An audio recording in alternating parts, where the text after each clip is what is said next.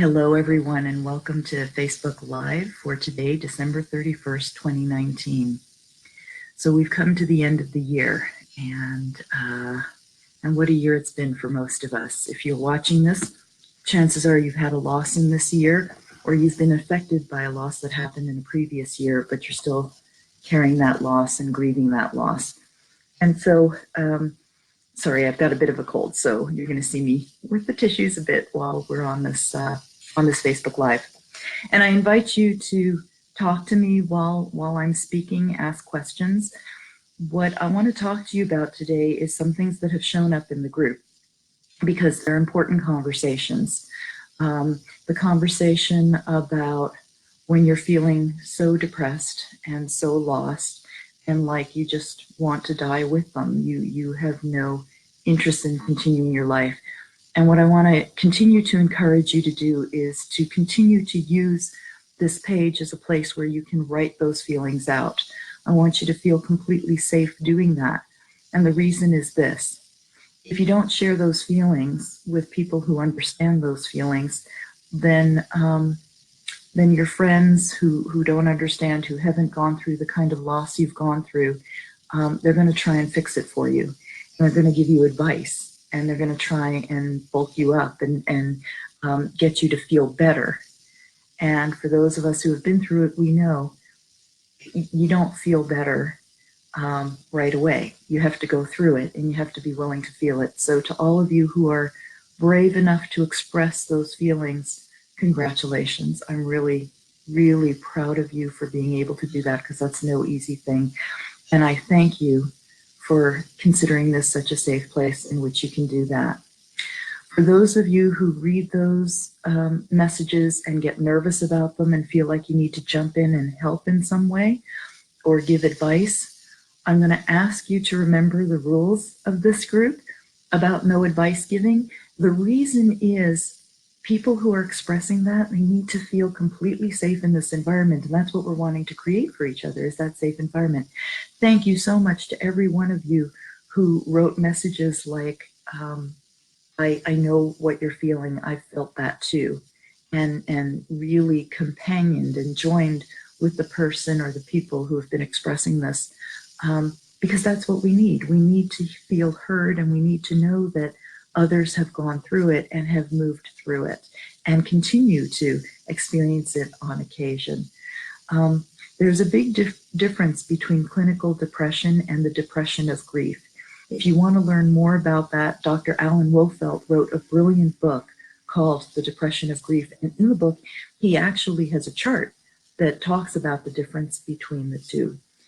If you are worried about depression and you're worried about the way your grief is playing itself out, and you're seeking help, and this has been a conversation in this group as well, please know that there's help for you, there's support for you.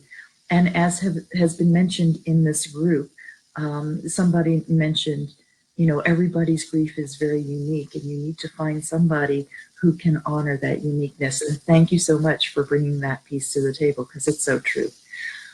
So how do you find somebody who can support you in the way that you need to be supported? Well, it starts with you understanding the kind of support that you need. So I want to talk to you a bit about the difference between companioning your grief and counseling your grief. Because we go automatically to counselors, and I'm not saying don't go to counselors. What I'm saying is make sure that the counselor that you go to is somebody who understands how to companion you through your grief. So let me talk about that term companioning for a minute. It's a term that's used by Dr. Alan Wolfelt. And what it refers to is somebody who has been trained in knowing that they are not the expert on grief. So your counselor will not be your expert on grief. It doesn't matter how much that person, the counselor, the coach, whatever their term for it is, doesn't matter how much they've studied grief. Nobody is the expert on your grief. You are the expert on your grief because you know what you're going through. And so you need a counselor who understands how to walk with you through that and support you in your hearing your own inner wisdom as to the next steps as you go through your grief journey. I'm a firm believer, having gone through the grief journey many, many times in my own life and having walked with my clients through their grief, I'm a firm believer that everybody does know their own way through their grief. And I also know that when we're in the grief journey, it's really hard to lose sight of that. It's really hard to not believe. It's really easy to not believe that we know our way through this and to push up against those walls. And so having somebody right there with you who can ever so gently remind you to trust what you're saying and to encourage you to share whatever story you need to tell, however many times you need to tell it. That's the core of somebody who can really be there to support you. So when you're looking for a counselor, there are a couple of things to look for. First of all, have they been trained specifically in grief? Because there are many counselors who don't have a lot of grief training. Grief is not part of basic counselor training. I was very surprised to discover this myself.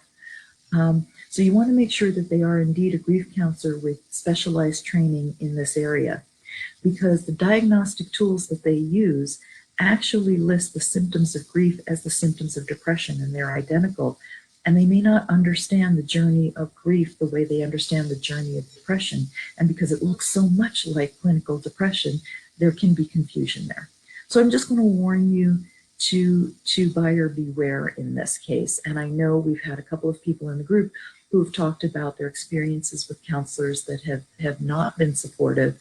So again, please know, if you find somebody who can't support you in this area, just understand this may not be their area of expertise. So you want somebody who's trained as a grief counselor. Now, if you were attracted to this group, the Healthy Mourning Facebook group, then you know that you have the answers inside of you. You wouldn't have been attracted to this group if that was not part of your inner knowingness. So for you, I would say, inquire of the person who may become your counselor, have they been trained in companioning?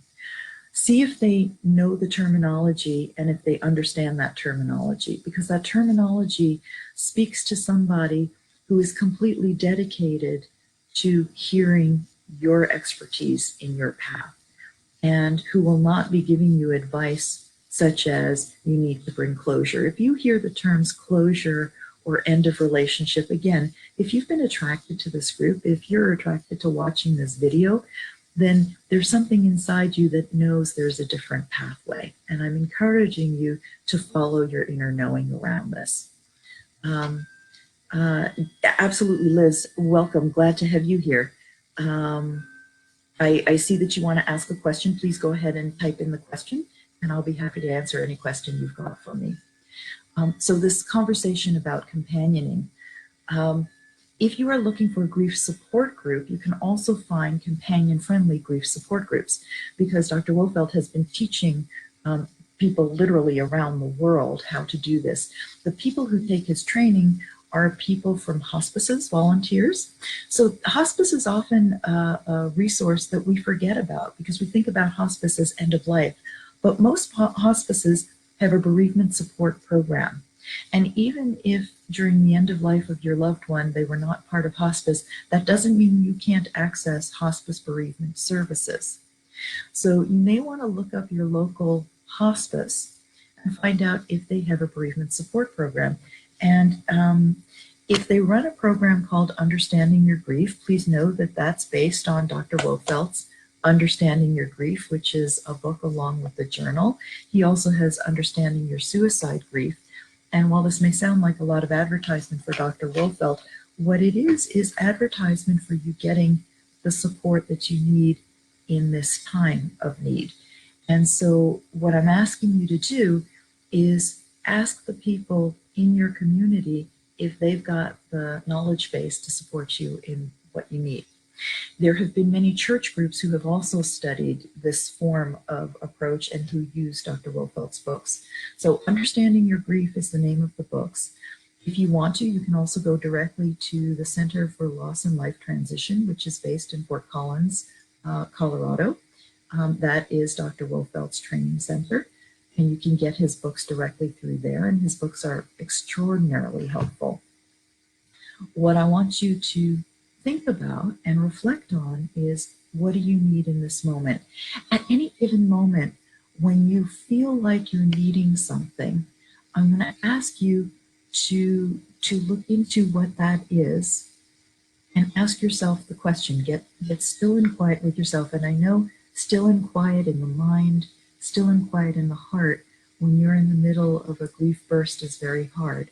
What I would encourage you to do is get present with the grief burst. Allow any emotions that's coming forward to run through you. And when you crest that wave of emotion, that's the moment to ask, what would be most supportive of me right here, right now? And then trust that answer. Only you know what you need.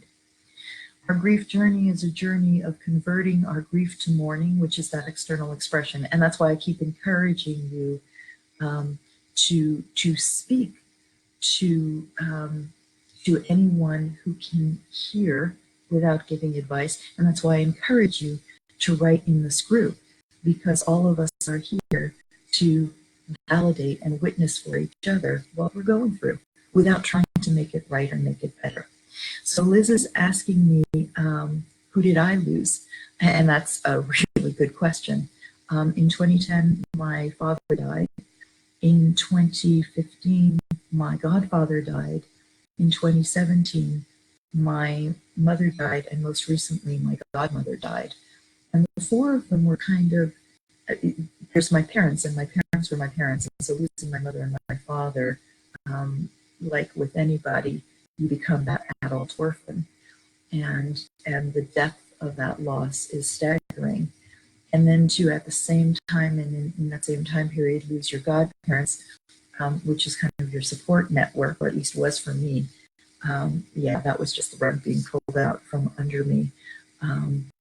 I have also, in my history, lost many other people, but I think those four right now are kind of the key things for me. And so I hope that helps you to understand my journey.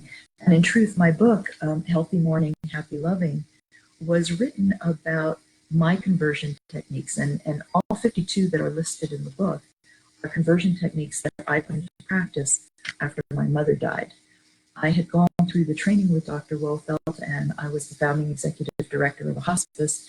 And so I had been walking with a lot of people and a lot of clients for years before my mother died, and then through my mother's death.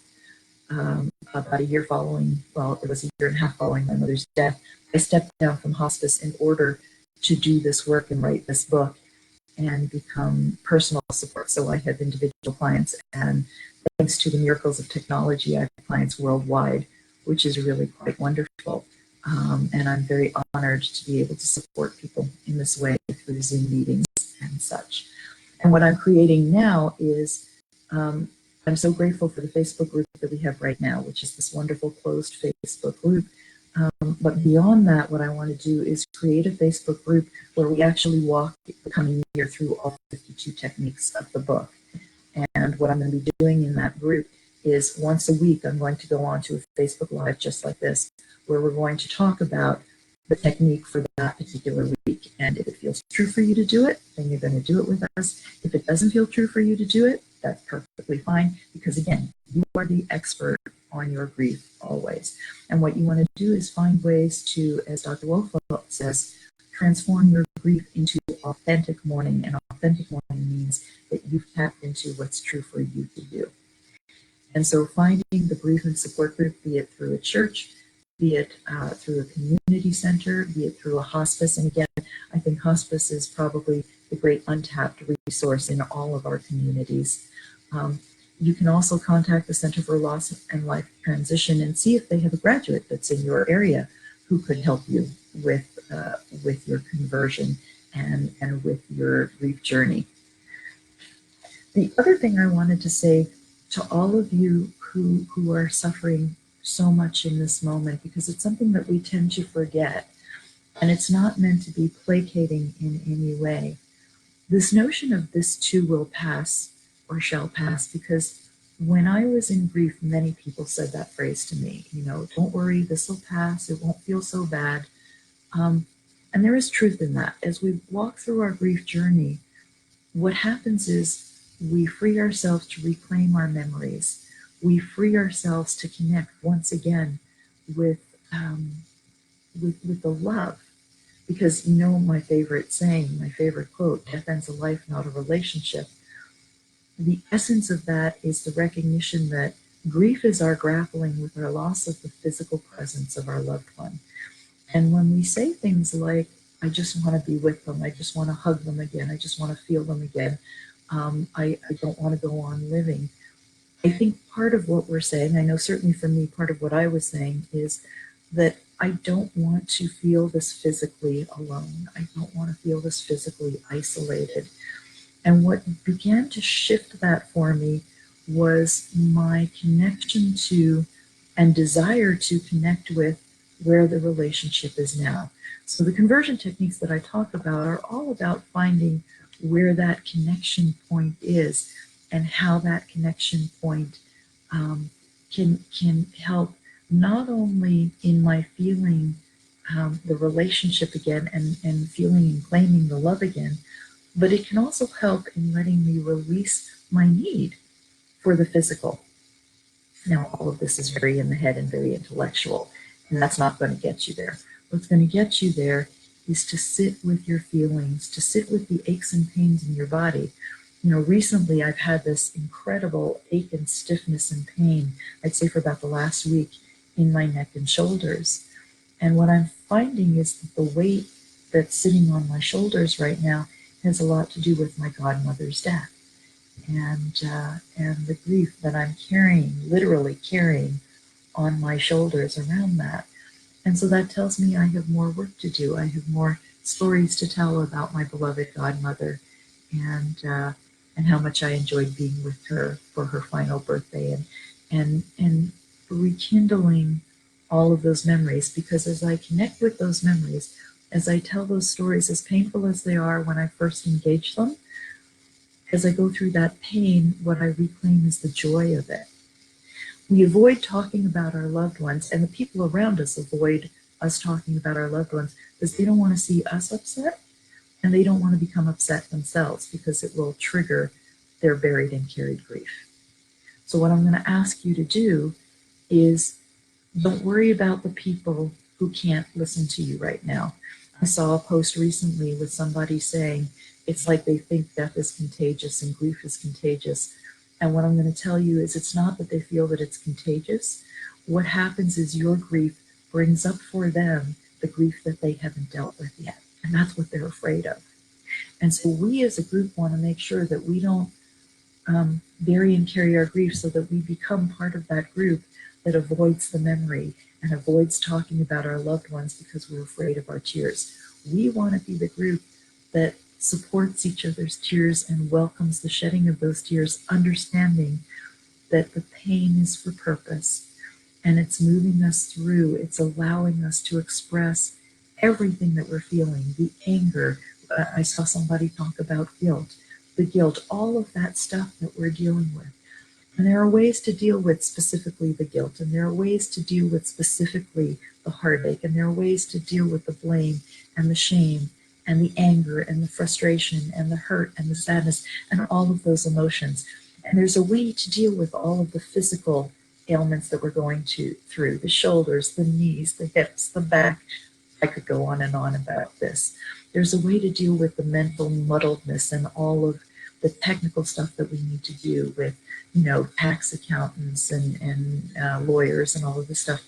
There's a way to use every step of the grief journey to help us process through the loss of the physical and reclaim that relationship. That's what I'm all about. So if that speaks to you in any way and you want to connect with me, either personally, like I said, you know, I'm happy to work one-on-one. I'm happy to schedule a discovery call for the new year with you so that we can see if we would work well together and if I can be of support to you. And the other thing that I'm really excited about, as you all know, is this new group that we're going to start on January 1st. So if you want to be part of that group, I'm going to put details of that into the description of this Facebook Live. I'm just going to scan through and see if I have any other questions coming in. Val, it's great to see you here. Jen, thank you so much for joining us. It's lovely to have those of you who are here live. For those of you who will see this later, my love to each and every one of you. I know this night has the potential for being quite difficult. I'm going to ask that you listen into yourself to find out what's the support that you need going into 2020 so that you get that support for yourself and that you honor you are grieving the loss of your physical relationship and you are finding the ways to reconnect. Let 2020 be a time when we all choose to lovingly reclaim those relationships and reconnect so that we can move forward with the lives that we're meant to lead. I'm going to end with one last thought. I saw somebody comment in one of the streams that your loved one wouldn't want you to be this sad. If there is anybody telling you that tonight or any point in the coming year in your grief journey, please know this. It is true that your loved one would want you to live a joyful life. It is also true that your tears and your sadness and your pain, honor them and honor the love that you had for them and honor what you are going through right now to let go of them physically. And anybody who loved you wants you to go through whatever you need to go through in order to get to the other side. Your loved one will support you, and please don't ever use how they would want you to live your life as a way to guilt, blame, or shame yourself. Know that that love lives there and that you can find it. You can find that relationship. You can feel their love again. And the sadness that you're going through right now, it has purpose. Let's go through it together. Let's find our way to the other side. Much love to you today and for every day of 2020. Namaste.